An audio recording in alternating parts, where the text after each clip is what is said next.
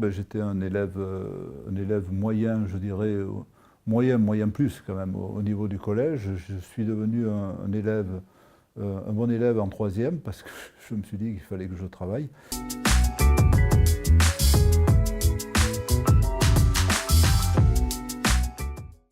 Après, j'ai choisi la voie de l'enseignement technique et là, dans cette voie, je me suis révélé grâce au travail, à un goût, je dirais, approfondi pour les études, notamment des études de génie civil et de bâtiment.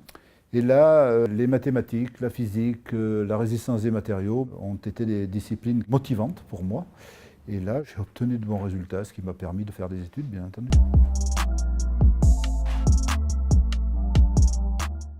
Les résultats au bac général et technologique sont supérieurs à 90%, bon, de l'ordre de 92% à la dernière session pour le bac S, 93%, un peu plus de 93% pour le bac STI 2D et 53% pour le bac professionnel.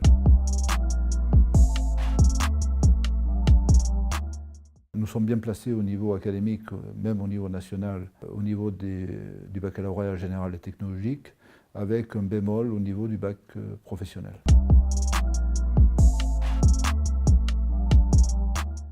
Bon, pour l'instant, on n'a pas de directive précise. Je sais qu'il y a une commission qui est en train de travailler sur les nouvelles modalités. Je crois qu'il y a les nouvelles modalités sont en train de se dessiner avec davantage de contrôle continu et avec des partiels qui devraient avoir lieu au bout du premier semestre. Mais subsisteront des épreuves, je dirais terminales, mais beaucoup moins nombreuses.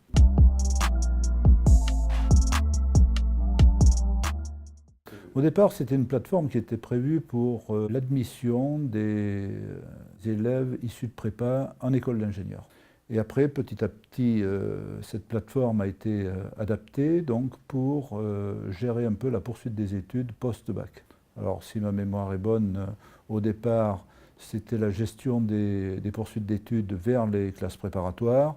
Après, on a étendu cela donc, aux classes à l'IUT, aux classes de BTS et bien sûr aux différentes voies de formation au niveau de l'université.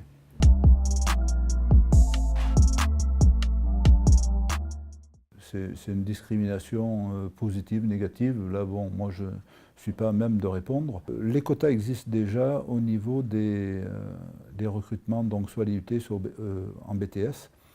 Nous, à l'IUT, ils ont un certain pourcentage d'élèves de bac technologique à recruter. Bon, ils recrutent effectivement des bacheliers scientifiques.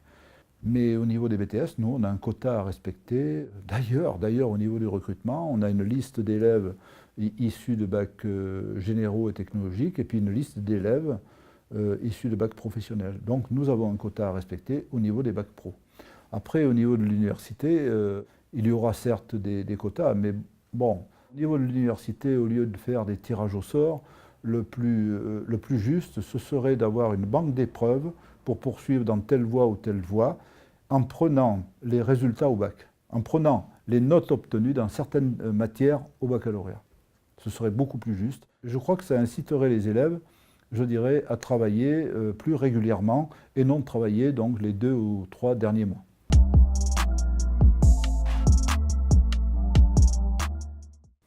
Bon, il y a un programme important de travaux qui va démarrer donc juste après, à la fin des épreuves du bac, donc au mois de juin 2018. Toutes les salles de sciences vont être rénovées, mises aux normes, bien entendu. On va changer le matériel. Accessibilité pour les personnes handicapées.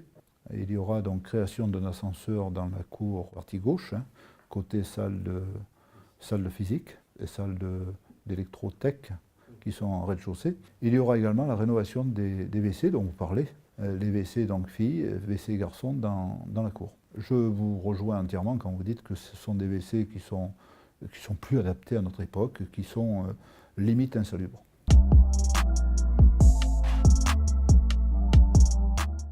C'est entre 2,5 et 3 millions d'euros.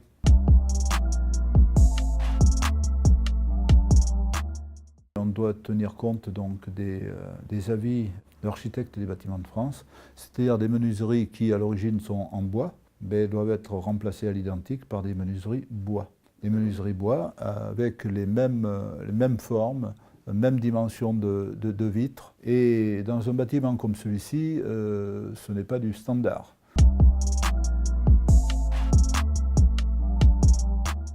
J'ai participé à la poursuite des travaux de restructuration de cet établissement. La restructuration du bâtiment D, le deuxième étage de réhabilité, le troisième étage de réhabilité qui auparavant accueillait des salles de mécanique, de construction. Donc deuxième étage et troisième étage qui ont été entièrement restructurés. Un pour accueillir le CNAM et un autre pour le troisième étage pour accueillir le Greta. À cela, on rajoute la fin des travaux de rénovation de l'internat. Bon, sur la période donc 2013-2018, on aura rénové la totalité de l'internat et notamment sous ma direction l'internat garçon. Et à cela, maintenant, on enchaîne avec la rénovation des salles de sciences et on va enchaîner, on a un plan sur 4-5 ans. Après la rénovation des salles de sciences, il y aura la rénovation de tous les espaces technologiques en intégrant donc une infirmerie.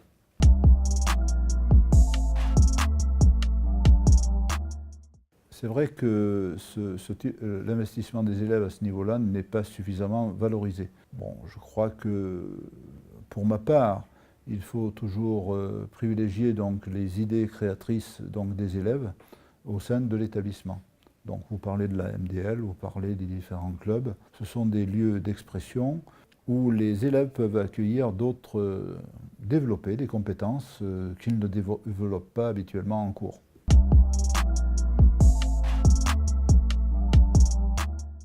De l'entraide et puis également de la créativité. Bon, pour pouvoir mettre en place une semaine culturelle, il y a quand même une organisation relativement importante avec réalisation d'un planning, prévoir donc qui va faire quoi sur cette semaine culturelle, le matériel donc à mettre à disposition. C'est un vrai travail de manager en quelque sorte.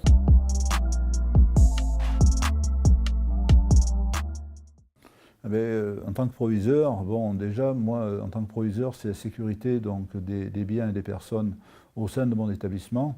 Mais bien sûr, j'ai une vision extérieure à l'établissement également. Bon, je suis inquiet, non, je ne suis pas trop inquiet, je suis lucide. Je sais qu'il y a des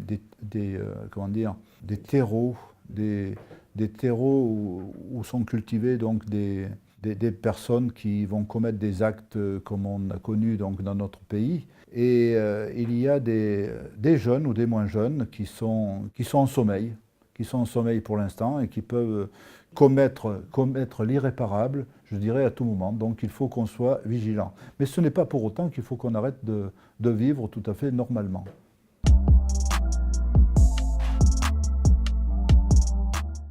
Moi, je crois beaucoup à l'éducation. Beaucoup à l'éducation, beaucoup au suivi des jeunes et beaucoup également donc à la proximité que nous devons avoir avec les jeunes. Que ce soit au niveau de chaque enseignant, parce que chaque enseignant côtoie les jeunes un certain nombre d'heures par semaine, donc ils voient leur comportement en cours, que ce soit au niveau de la vie scolaire également, que ce soit au niveau de l'infirmerie, l'assistante sociale, nous devons être très soucieux, je dirais, du changement de comportement d'un jeune. Et ce changement de comportement doit nous alerter. D'ailleurs, à ce sujet, nous avons régulièrement autour de cette table, toutes les 5 semaines, 6 semaines, des réunions donc, de suivi des élèves. Et nous balayons toutes les classes, et élève par élève. Et là, c'est une réunion qui dure 2h30, 3 heures.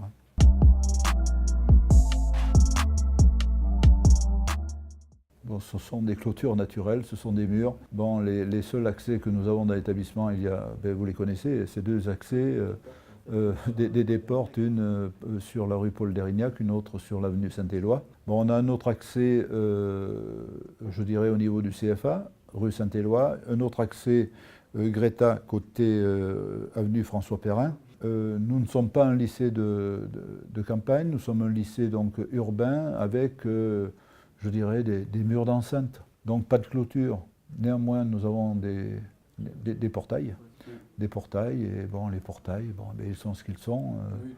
Quelqu'un de bien entraîné peut passer par-dessus le portail et puis commettre l'irréparable à l'intérieur. Donc, moi, je crois que tous les adultes de l'établissement, y compris les élèves, et là c'est un appel fort que je fais aux élèves, dès qu'il y a donc un comportement suspect dans l'établissement, il faut nous alerter.